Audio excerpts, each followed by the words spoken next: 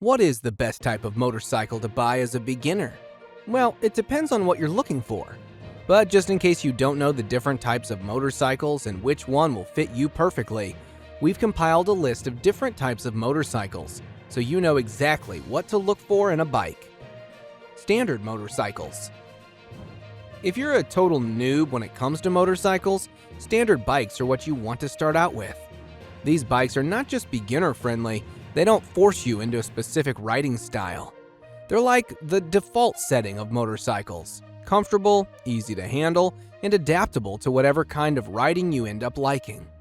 The biggest thing that sets them apart is their riding position. You sit upright with your feet under you and your hands right where they should be. No awkward reach, no weird angles. It's the most natural position you could ask for, which is why it's perfect if you're not that experienced. You're not hunched forward like on a sport bike, and you're not lounging back like on a cruiser, just balanced. This also makes them great for city riding.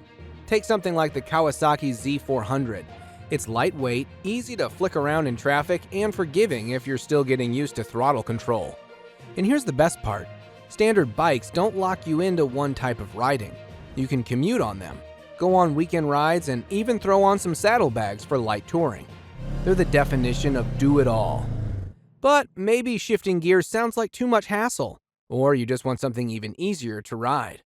In that case, this next type of motorcycle might be exactly what you need. And if you need more information on motorcycles, like, subscribe, and hit that bell icon. Scooters. Scooters are the most basic two-wheelers you can get. They're small, lightweight, and simple. No clutch, no shifting. Just twist the throttle and you're moving. That alone makes them the most stress-free way to get into riding, especially if you're in a city where stoplights and traffic are everywhere. Scooters don't just ride differently, they feel different too. Instead of throwing a leg over a gas tank, you step through the frame and sit down like you're on a chair. Your feet rest flat in front of you. No need to worry about shifting your weight. This makes them incredibly easy to balance, which is why a lot of people who have never touched a motorcycle in their life feel comfortable on a scooter within minutes. One of the best examples of scooters is the Honda PCX150. It's lightweight, nimble, and perfect for zipping through city streets. And of course, if you're into the classic stylish look, a Vespa Primavera 150 gives you that timeless Italian design with modern reliability. Another major advantage of scooters is the storage. Most scooters have a compartment under the seat big enough to fit a helmet, some groceries, and even a backpack.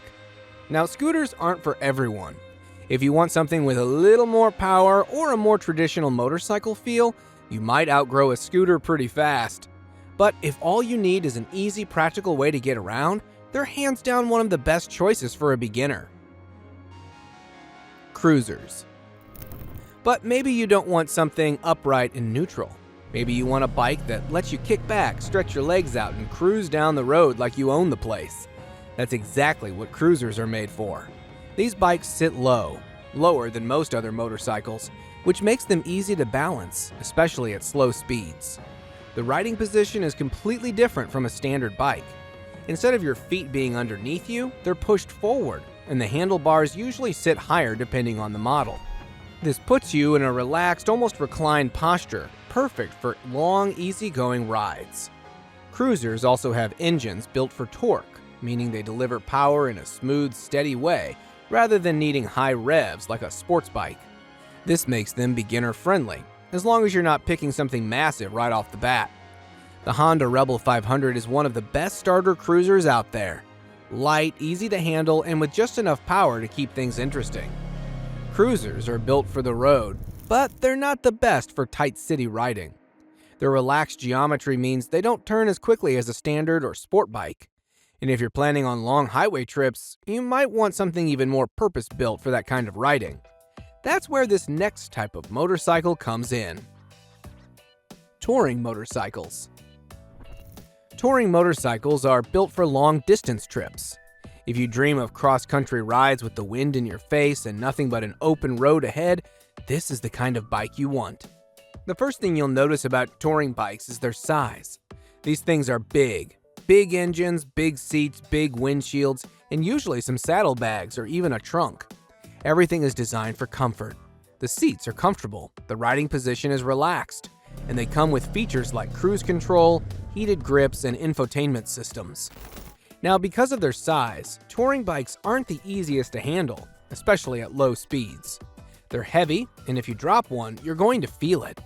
That's why they're not usually recommended for first-time riders. But if you're comfortable with a little extra weight and want something that can handle long distances right from the start, there are a few beginner-friendly options. The Kawasaki V-Strom is one of them. It's not a full-size touring bike, but it has the comfort and wind protection for long rides without being overwhelming. If you're okay with something slightly bigger, the Honda NT1100 is another solid choice. Touring bikes are incredible for highway cruising, but they're not the best for city riding or quick trips. If you're looking for something more lightweight and playful, maybe you'd be better off on something built to handle rougher terrain. This next type of bike will fit you better. If you're enjoying the video, make sure you subscribe to the channel for more amazing content. Dirt bikes. Some people will look at a motorcycle and think about cruising down a highway. Others? They see a trail, a muddy hill, or a rough dirt path and think, yeah, that looks fun. If that's you, dirt bikes are what you want. These bikes are built completely different from street motorcycles. They're tall, lightweight, and designed to soak up bumps like it's nothing. The riding position is more aggressive. You're upright, but the handlebars are high, and your legs are positioned to grip the bike tightly. You'll also find yourself standing on pegs a lot, especially when riding over rough terrain. Because they're so lightweight, dirt bikes are some of the easiest motorcycles to handle, even for total beginners. You can drop them, pick them back up, and keep going like nothing happened. They're also a great way to develop fundamental riding skills: balance, throttle control, braking, all without worrying about traffic. A great beginner-friendly option is the Honda CRF250F. Not too powerful, not too tall, and perfect for learning off-road. Dirt bikes are fun, but they're not for everyone.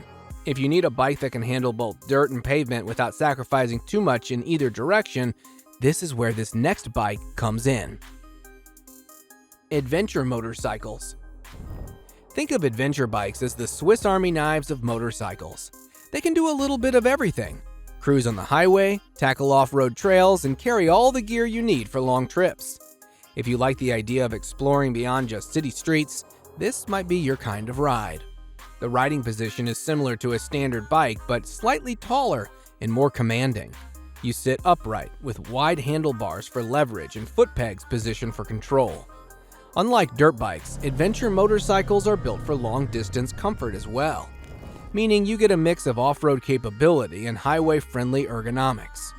Now, some adventure bikes are massive, with huge engines and enough luggage capacity to live off the bike for weeks. Those aren't beginner-friendly, but there are plenty of smaller options that make great starter bikes. The Suzuki V-Strom 650 is one of the best.